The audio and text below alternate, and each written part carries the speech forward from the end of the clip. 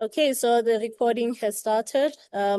Greetings once more and welcome to all of us who are here and whoever watches afterwards. We are having our third Liberatory Conversation for this year and third ever today. It is titled Seeds of Resistance, specifically concerned with food sovereignty in South Africa. I am not going to pretend to be an expert in this at all. Mikal has just introduced us to, people whose life's work is this. And so my small introduction will be packed for now. And I want to introduce our speakers. We have Mikal, who will say more about themselves when I'm done here. And we have Daliwonga, who is, for those of you who are Afrikan Liberation Hub members, one of our long-standing members, one of the most active ones, as to add to that. And he will say more about his work and his relationship to seeds of resistance and food sovereignty himself. Okay, so Mikal, please go ahead and give us an intro. Hello, everyone. So my name is Mikal Lambert. I'm primarily a gardener. I also work in the space of social justice, using agriculture as a tool for social transformation.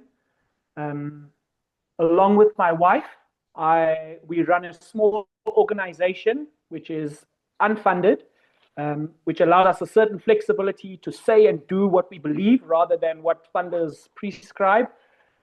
Which is both a blessing and sometimes a painful cost. The organization is called Enviro Solution Center. The organization it's probably about 18 years old. Its roots live very closely to when I met Vanessa Black, who's on this call. I'd returned to Durban. I went to the University of KwaZulu-Natal. I was studying psychology and performance arts, and I got to meet a lot of the activists in the Durban area. More especially, I got to live and experience Richard Pocock, who was absolutely oriented towards solutions. I would often wonder why this man doesn't speak more in meetings.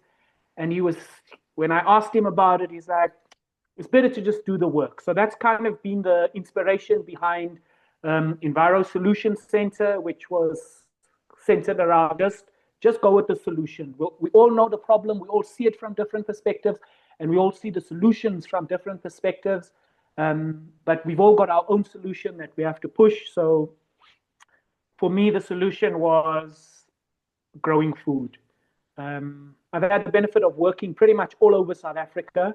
I've worked with big and small organizations, primarily as a permaculture facilitator, and that through permaculture introduced me to the space around social justice, and sometimes I vacillated with, am I a community worker using organic agriculture, or am I a gardener using gardening as a tool for social justice?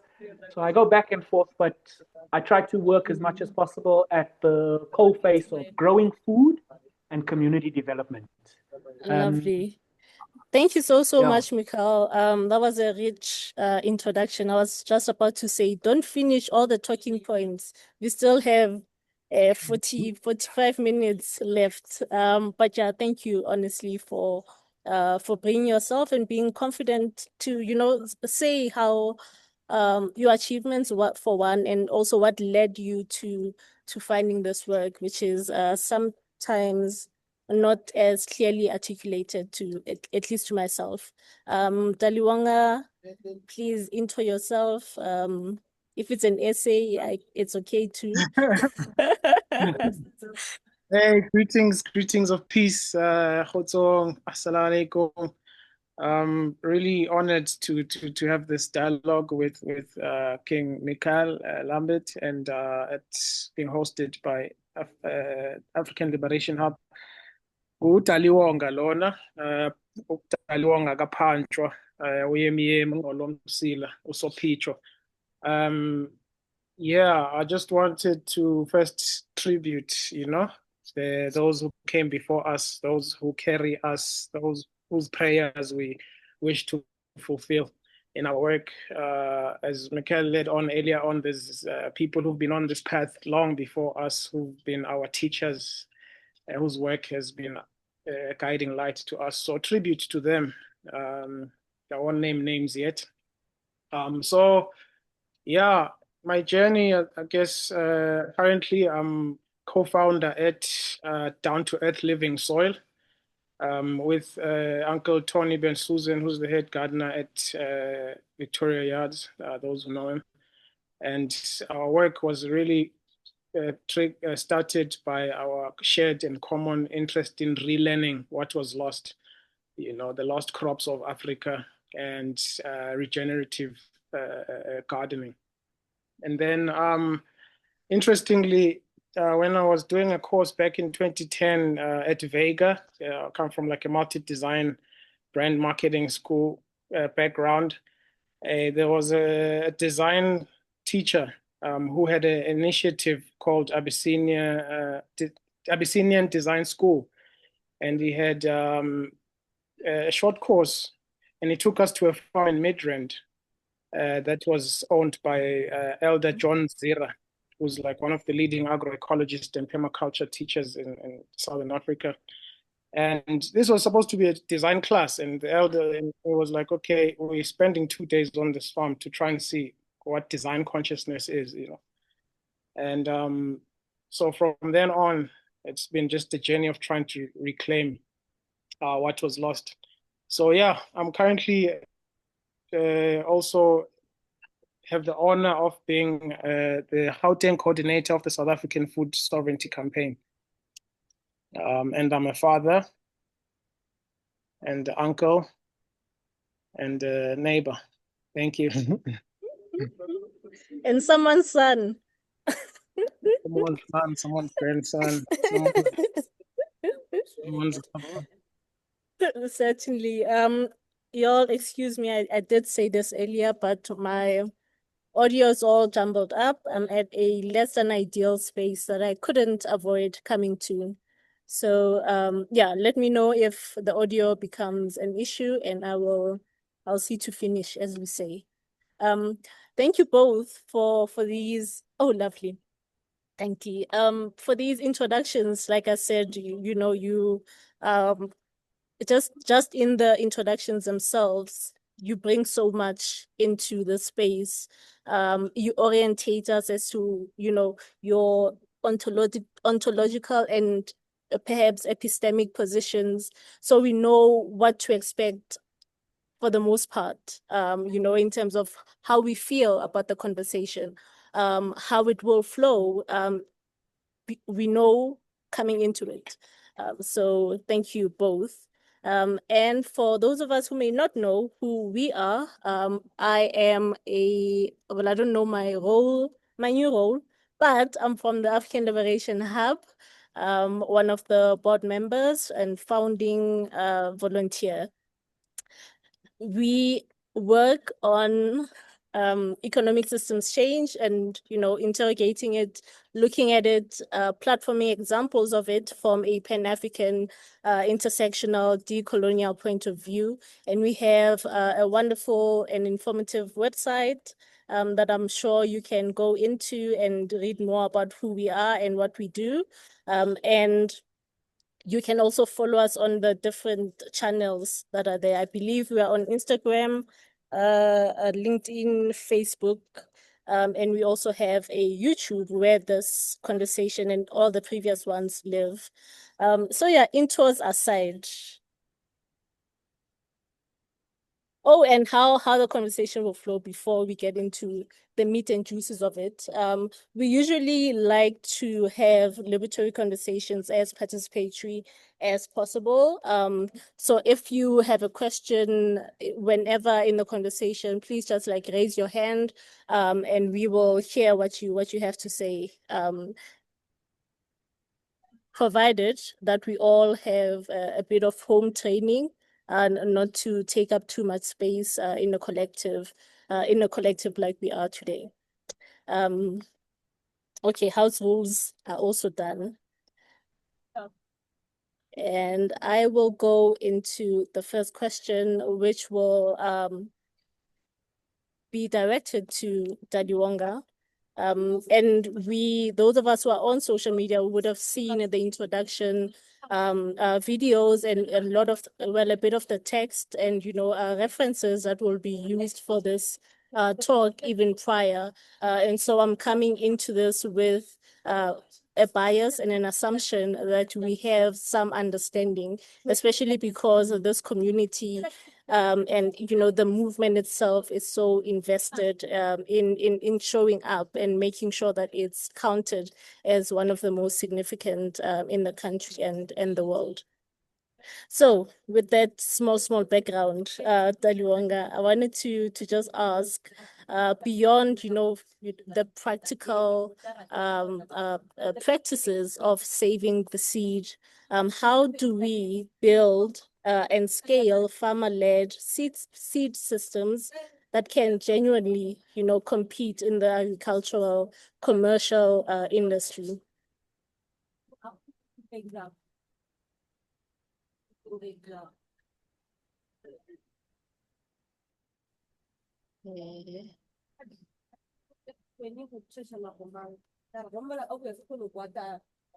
Oh, I was muted, sorry.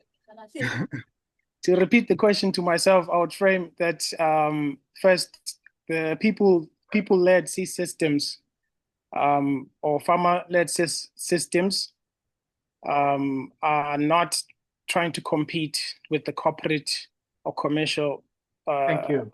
seed systems. It's the other way. It's the corporate seed systems that have encroached into our communities, into our social ecology, and have lobbied through international laws and influenced national policies to limit our relationship with long-standing ancient relationship with seeds and the rituals and the practices of seeds. So I just wanted to start with that framing.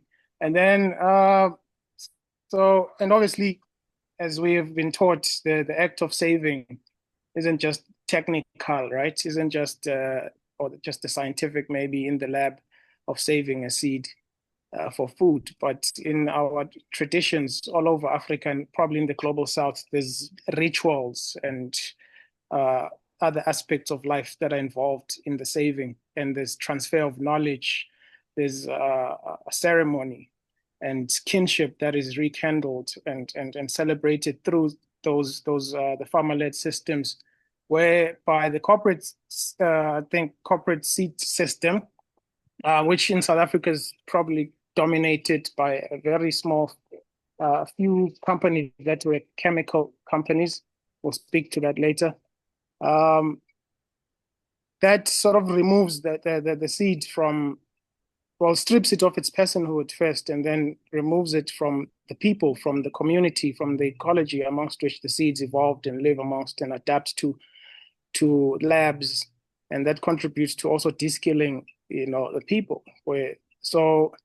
And then it's another frame. So to sort of answer your question, if I would say, and then one of the proposals, not just me, one of the proposals that I've come to accept, even from the South African Food Sovereignty Campaign colleagues and comrades, which are scientists and rural women and people working with the land, is that to scale and support farmer seed systems, we must reject the corporate seed governance models, and instead sort of find a way to build national agroecological seed commons, rooted in community seed libraries, where there's farmer to farmer exchanges, where we celebrate and honor the traditional seed keepers, and really organize ourselves to sort of lobby or influence public investment, in preserving that seed sort of inventory for also climate resilience in the time that we're in.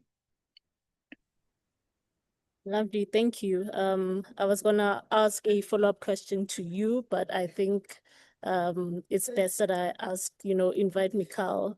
Mikal, I saw you even reacting to what Daliwonga was saying.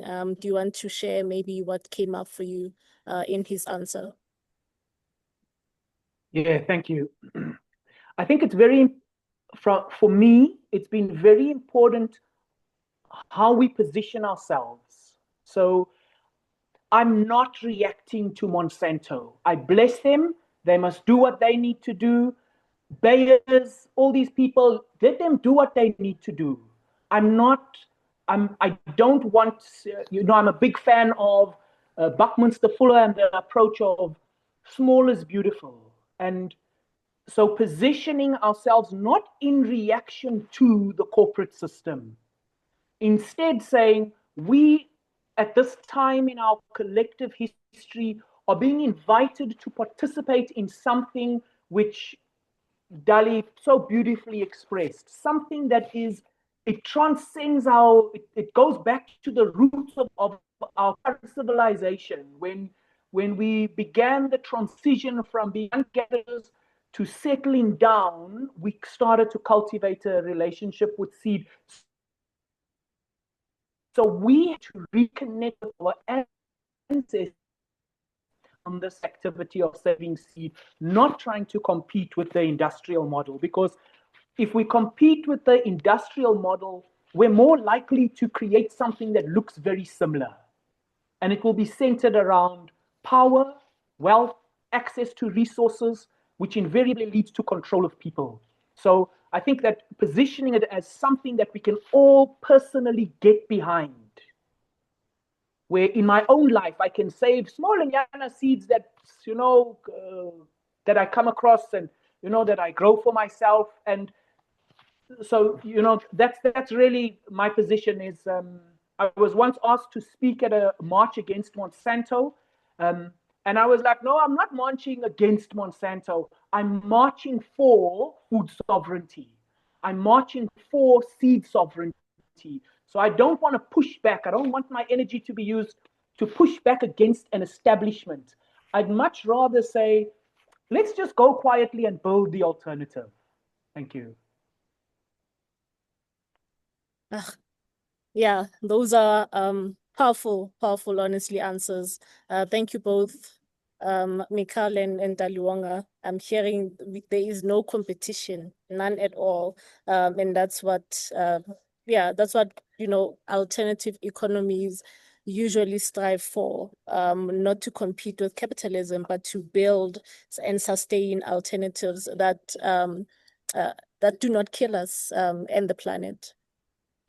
So, Mikal, just staying with you, you have, in your introduction and even in your reflection here, I hear and I also see storytelling abilities. And so I just wanted to ask you if, how do you use, storytelling and art in your work for food sovereignty, specifically with farmers, and other such communities? The short answer is yes. I studied to be an actor. I very quickly became disillusioned with it because as an actor, you stand on stage or in front of the camera and you do what someone else tells you to do.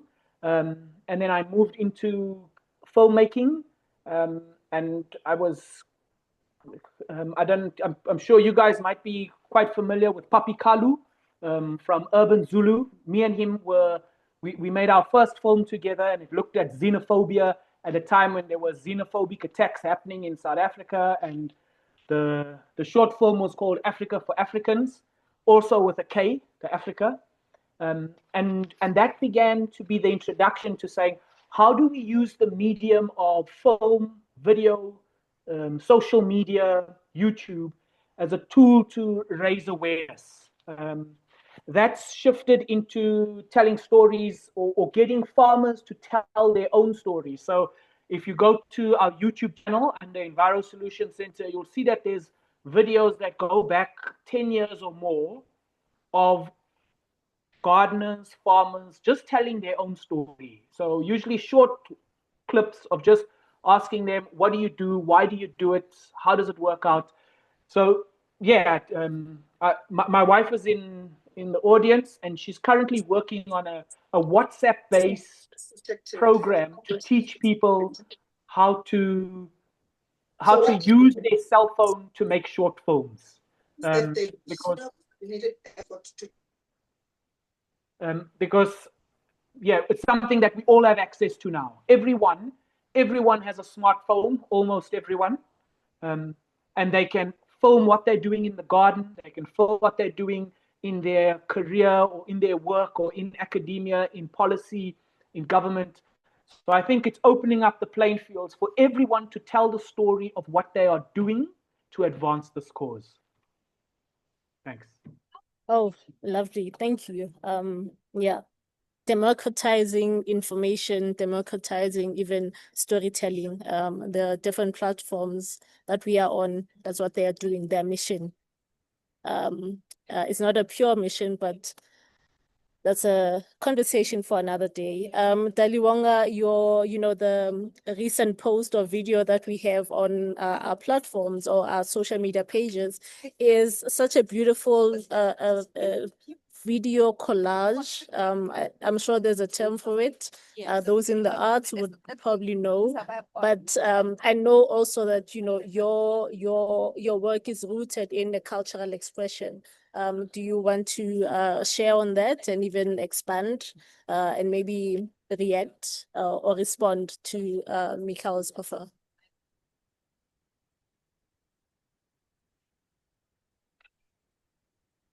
Keep muting myself.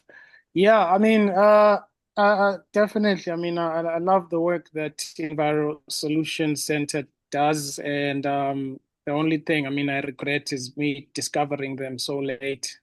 But I guess, yeah, it proves that the sort of farmer-led seed systems or the work of food sovereignty exists and it's active.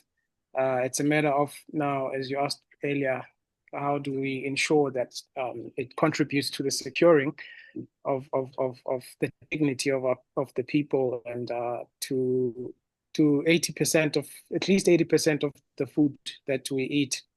But I think when it comes to diverse ways of expressing, when you look at the agroecology, you find that diversity is not just speaking to the crops that you plant in a system, but you're looking at a solidarity economy. And I was speaking to an elder yesterday who grew up in Soweto, and was telling me stories of how the issues of mutual aid and stock fails, and before there was a modification of our townships, people had mutual aid systems and it was diverse. You know, the shop at the corner wasn't just selling for profit, but it was part of a social ecology where it would support people and employ people, and it would support cultural events as well.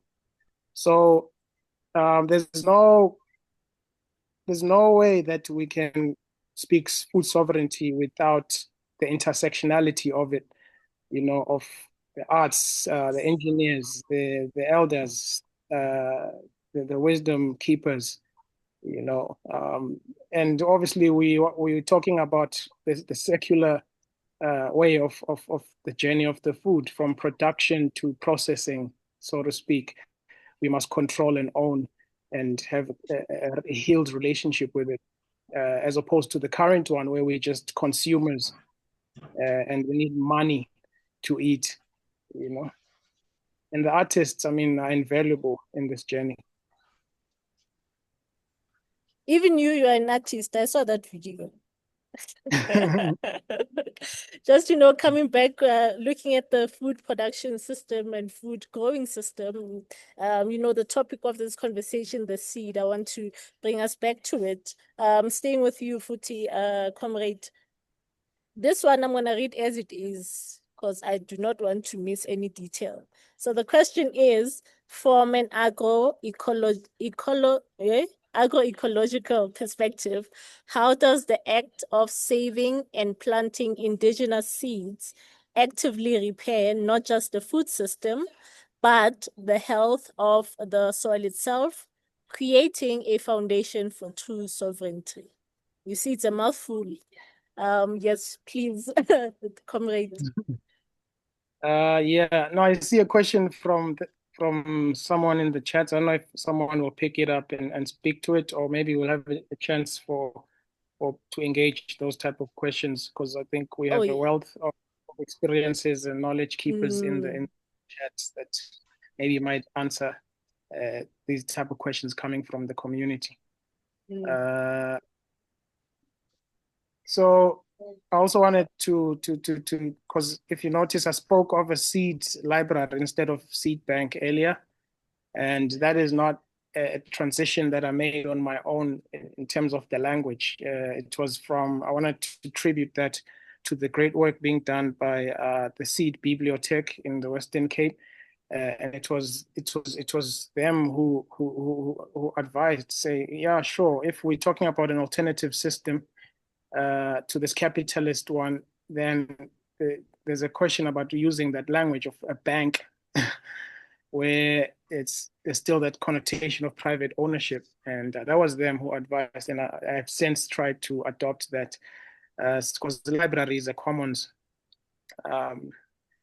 So to your question, I think your question is, Guti, what are the benefits of saving and preserving indigenous crops beyond just the soil benefits? Yeah? Yeah. That's the question. Or the yeah.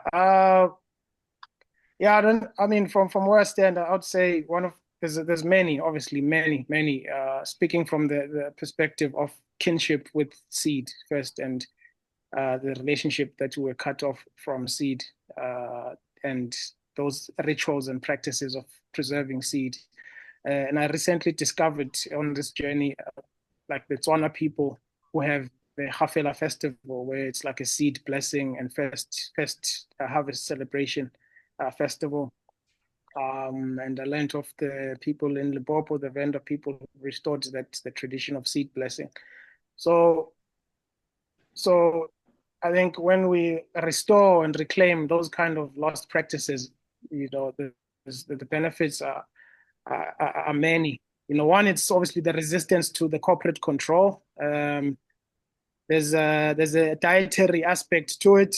Obviously, the cultural memory, because when we were removed from the land, it wasn't just a loss of property. We lost so much, including the types of food. I grew up in Soweto, the types of food that we eat, and there's obviously the climate benefits and where traditional seeds or land races we know are locally adapted and for generations, and they tend to be more resilient. That is known to droughts and pests and the different weather conditions that we will continue to experience as we're going to experience the 1.5 overshoot in terms of the climate crisis that is directly created by the current corporate food systems.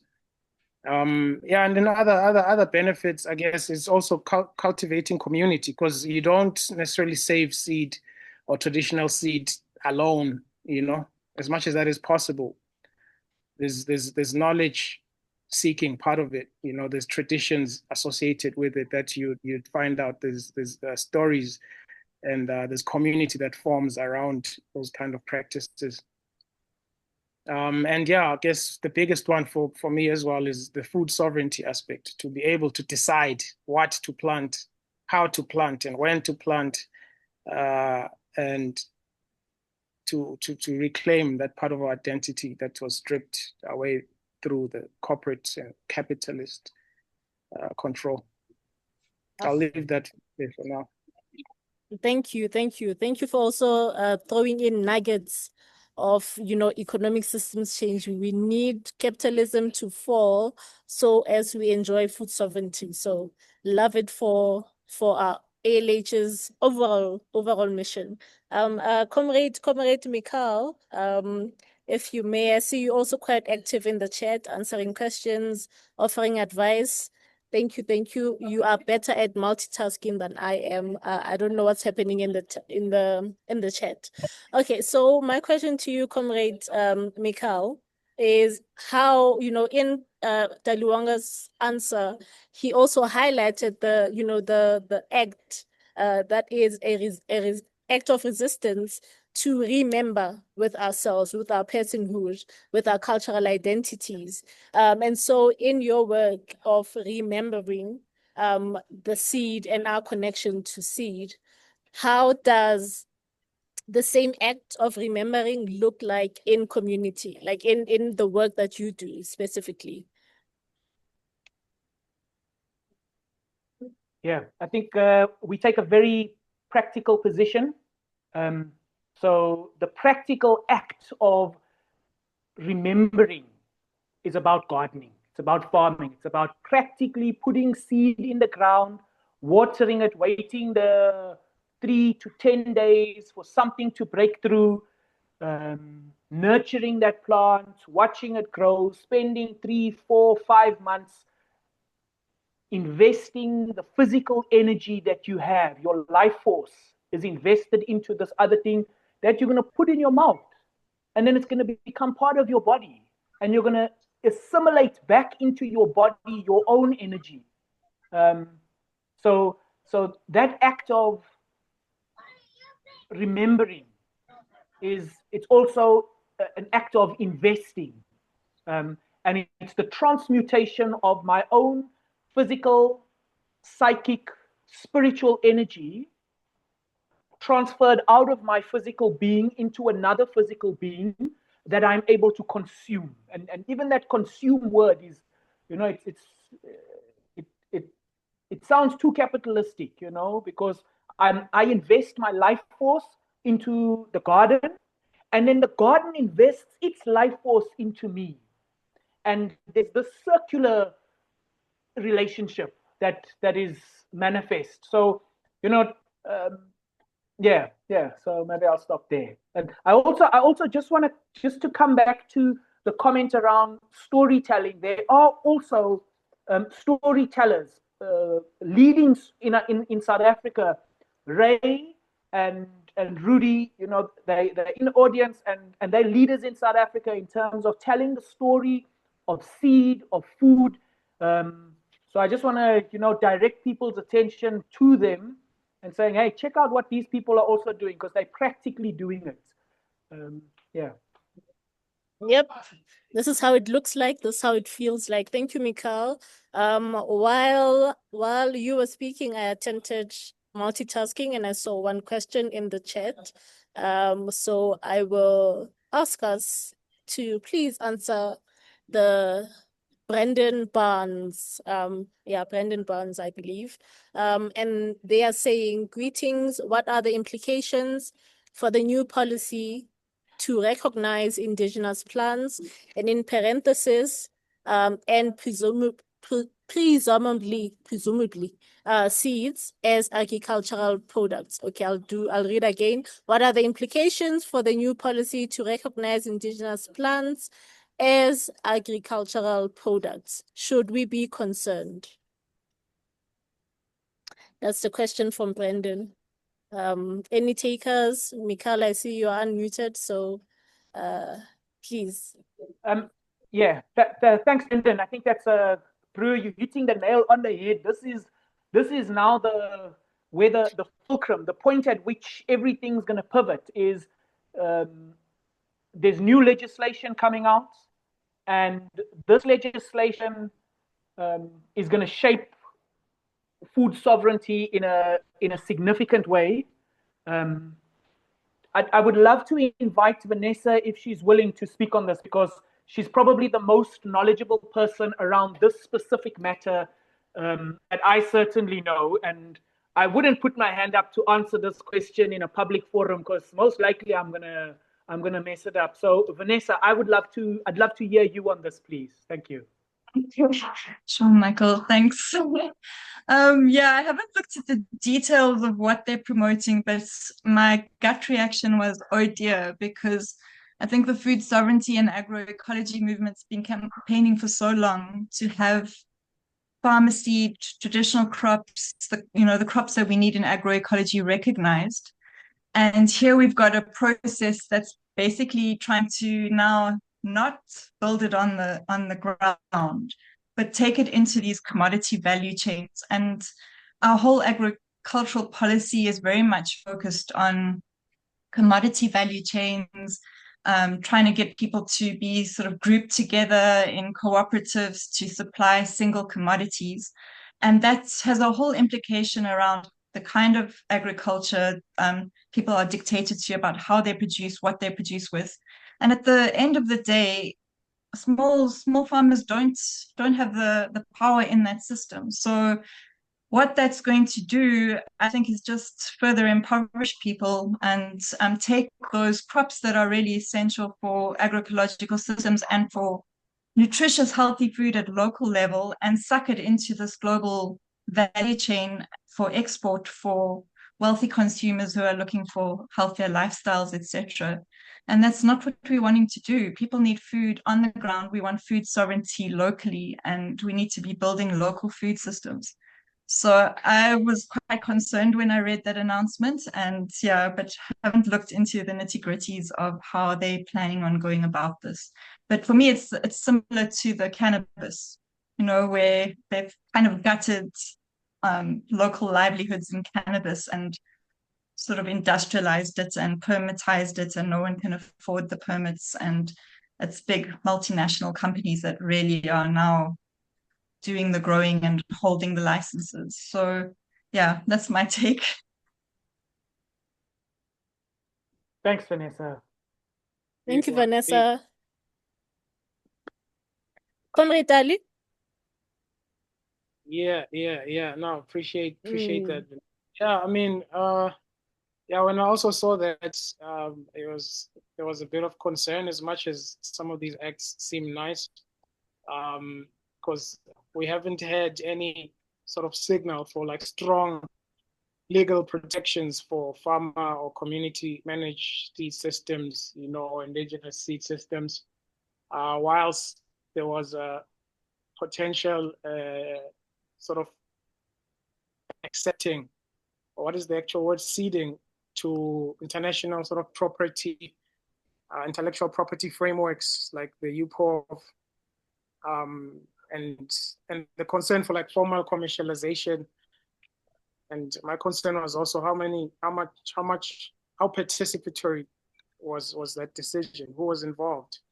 I know there's been people and organizations advocating for indigenous crops to be sort of supported in those communities that preserve and want to grow indigenous crops to be supported.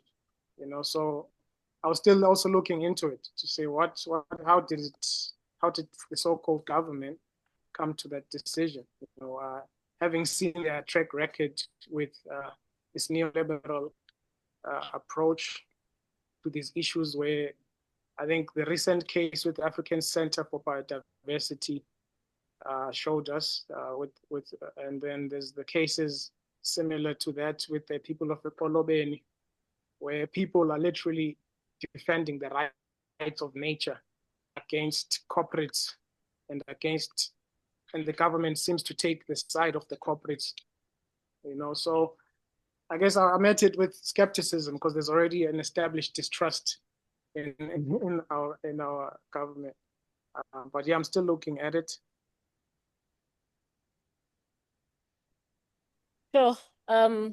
Yeah, I mean, declaring anything as a product within neoliberal capitalism that's also racial, of course, it's now a commercial product, and that's not what seed sovereignty and food sovereignty is gunning for. So yeah, even me, I'm suspicious. I am very much suspicious. And keeping with the policy lawmaking, government angle, I wanted to ask Daliwonga and Mikal if we're not finding joy in policies by South African governments. What is the international trend? Are we more and more recognizing siege and seed sovereignty of indigenous peoples or not?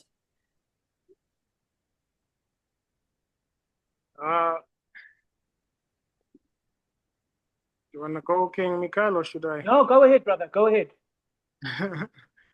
Yeah, I mean, this case is open for everyone, but from what I've been learning so far, there are, as Comrade Vanessa also alluded, that there's been growing movements for agroecology, for food sovereignty, to move away from the food security paradigm which is highly influenced by corporate.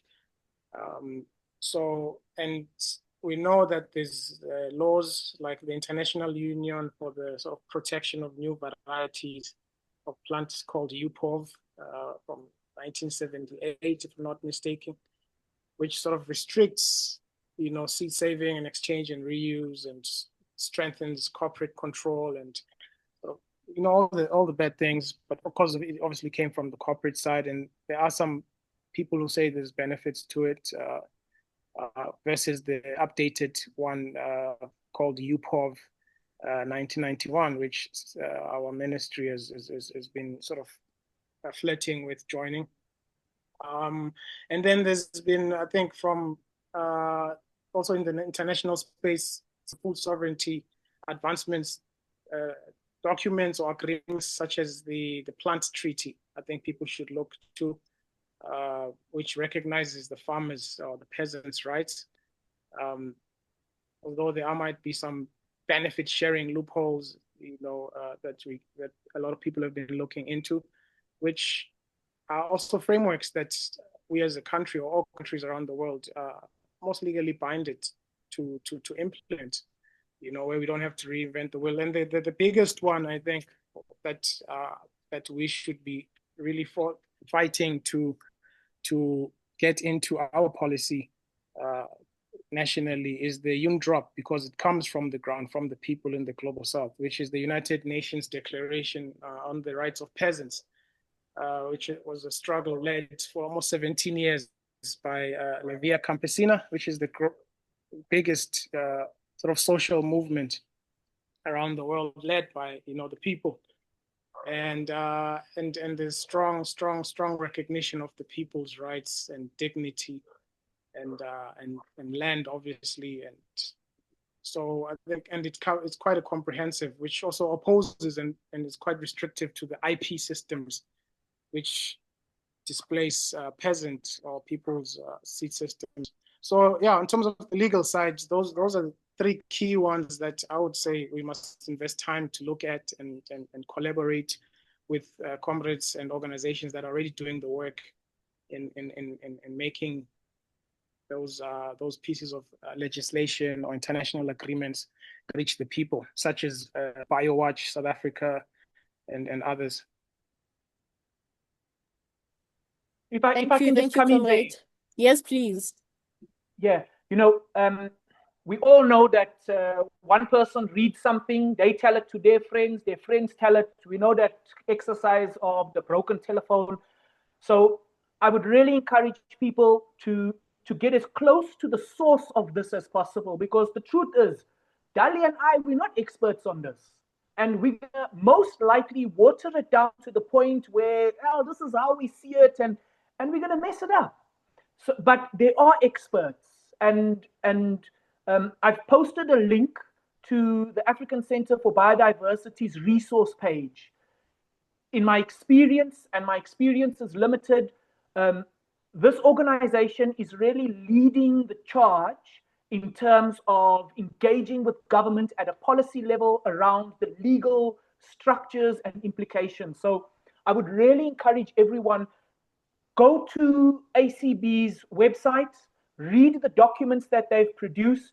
Their documentation it's a little bit above my pay grade, um, you know, it, but it's very comprehensive and it spans many years. And so educate ourselves. Let's not depend on hearsay and people's opinion, but let's try and get as close as possible to the source documents. So, you know, Dali's saying, hey, go and read the plant treaty. Go and read what UPOV in its various iterations have to say. And let's read what the leading legal minds within the agroecology movement are saying.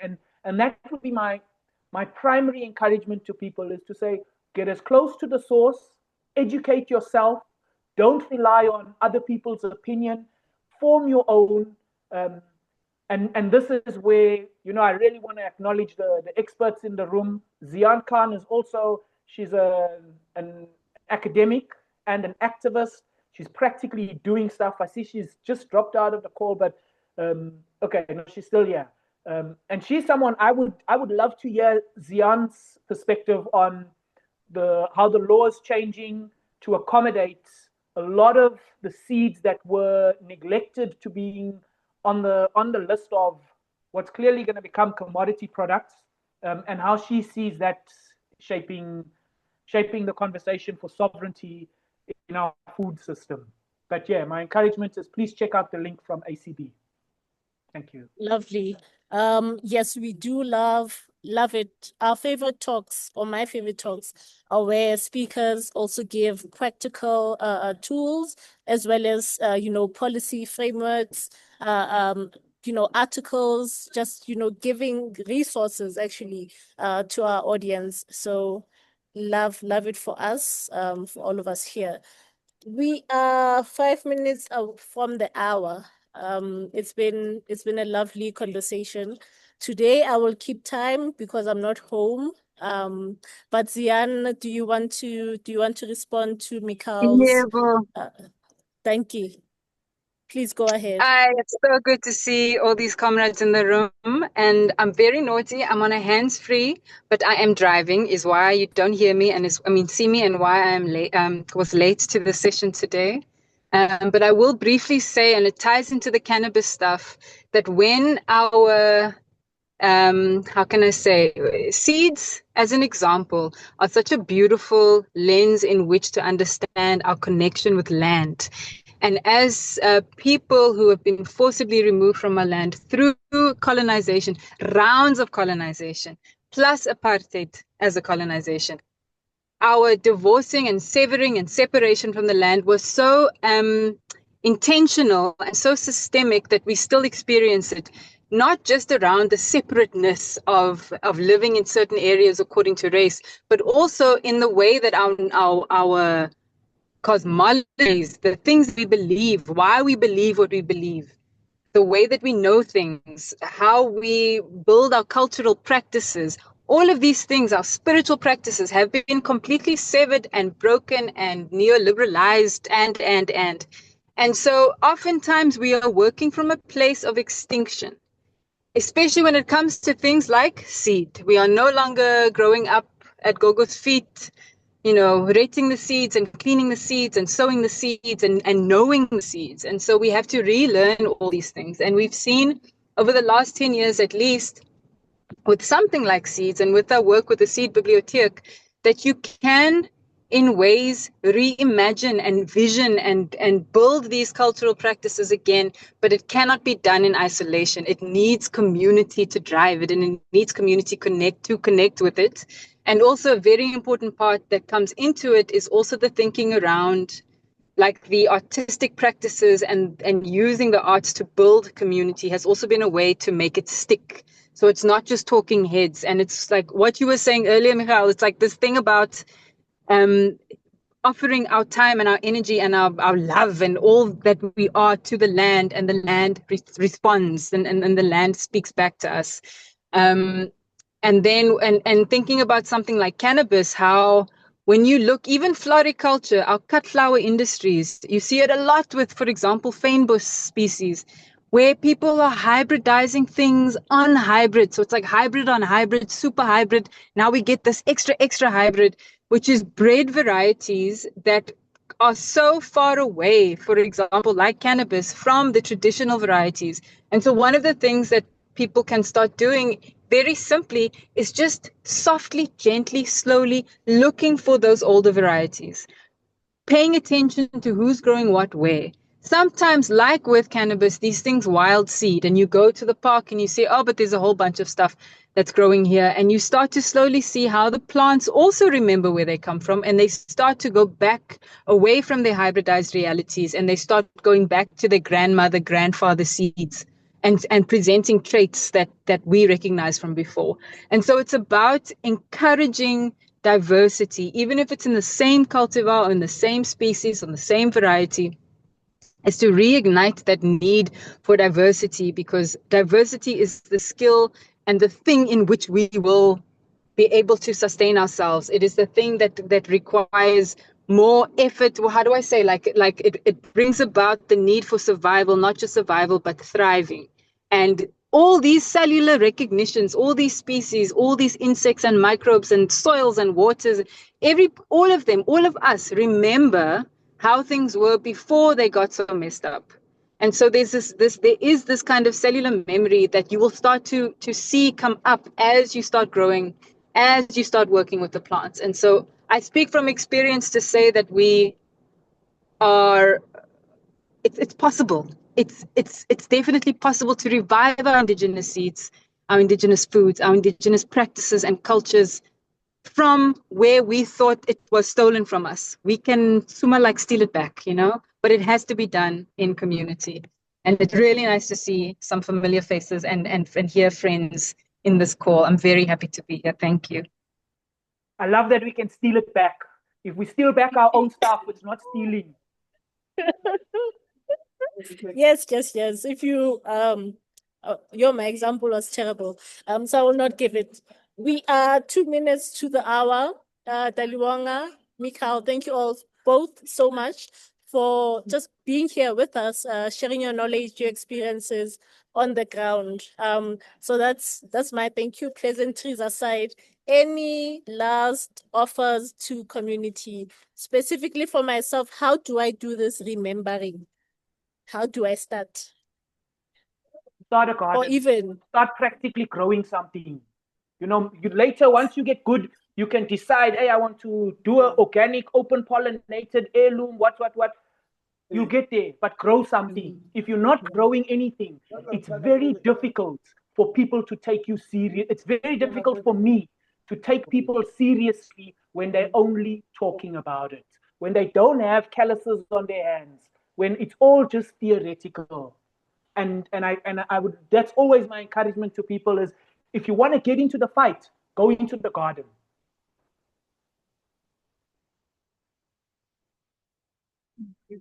Dali? Get into it. I'm glad Miso's here. Miso knows my garden. Me, I have it. Daliwonga. No, just thank you to everyone attendance. Thank you, Vanessa. Thank you, Zion. Just do it. And there are in some of the work we do with South African Food Sovereignty Campaign, we discover that hundreds of gardens, that community gardens that are around the country or in the province, need people to be involved. They need people to be involved. So, like Comrade Zion said, not just in isolation, in community. So there are gardens that will welcome an extra hand. And thank you. Much love. Much love. All the reactions. I'm loving it. Like a fire, like rain of different drops. So thank you both again. But I did do my pleasantries. Thank you all for joining us here for our third and our last Liberatory Conversation for the year. Happy holidays, and see you next year with topics that are born from our members. Join us to be a member so you can suggest a topic and possibly speak and be on Liberatory Conversations. Okay, thank you. Bye-bye. Alaikum. Sure. Free Palestine. Okay, sharp.